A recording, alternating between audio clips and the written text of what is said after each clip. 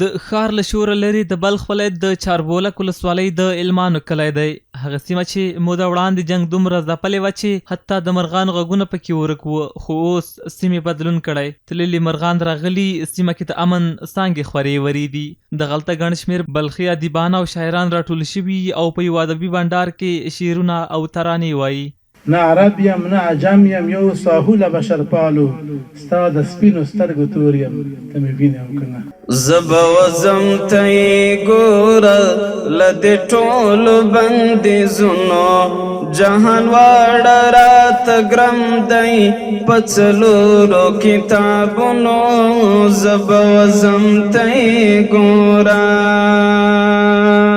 په دې ادبي بنډار کې د بلخ ولایت د اطلاعات او کلتور ریاست مسؤلینو، لیکوالانو او شاعرانو د شعر په ارزښت او تاریخ خبرې وکړې. زیاته یې کړه چې د شعر له لارې باید داسې څه وړاندې شي چې د ټولنې د اصلاح سبب وګرځي. یو شمېر نورو بیا تېرو وختونو ته په اشارې وویل افغانستان اوس امن دی، ځکه خو اوس په داسې سیمو کې د ولس لپاره دا ډول برنامې په لاره اچول کیږي.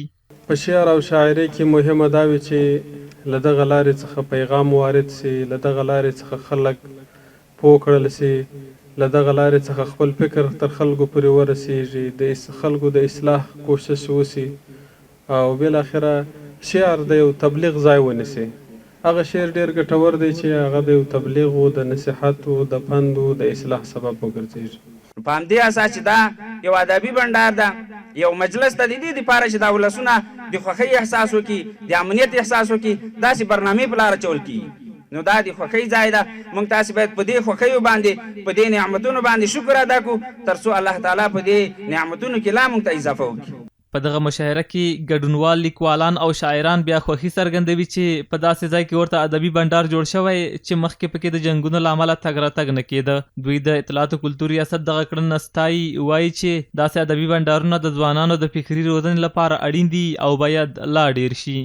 ډېر خوښ یم چې ډېره موده وروسته مو نن په یوه شاعرانه مجلس کې دلته ګډون کړی و او هغه په یو داسې سیمه کې چې پخوا همدغه منطقه د جنګ لومړۍ کرښه وه، جنګونه به پکې ډېرو خلکو ورته تګ راتګ نشو کولی، هغه خپله سیمه ییزو خلکو ته ژوند ډېر سخت و.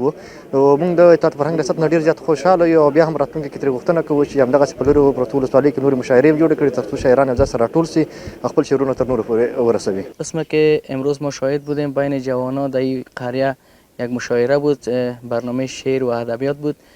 خیلی خوشحال هستم که چنین برنامه ها برگزار شود تا بتونه جوانا در آینده فکر ذهنشان روشن باشه و وطن خود آباد کنن. ګټې دا دي چې د ځوان فکر او استعداد لوړوي او همدارنګه د خپل دولت باندې باور ډیریږي او همدارنګه د خپل دولت نه هیله لرو چې په راتلونکي کې هم همدا ډول بنډارونه لار په لار کړي تر څو ځوانان ښه او مثبت فکر ته واخلي. د یادونې وړ ده چې په روان کال کې دا لومړی ځل دی چې د ښار څخه په یوې لرې پرتې ولسوالۍ کې ادبي بنډار او مشاعره جوړیږي. دغه ادبي بنډار کې د بلخ ولایت ګڼ شمېر ادیبانو او شاعرانو ګډون کړی و چې هر یو په خپل وار سره د غونډې ګډونوالو ته خپل شعرونه او ترانې واورولې. دوزخه بیا د له تودې غېږې پناه غواړمه، جنته بیا د خوشبویي راته هوا راوړي. د وخت ولی الله ثالث عمر زیری واوره آزاد افغانستان شولو رهبر زیری واوره آزاد افغانستان شولو رهبر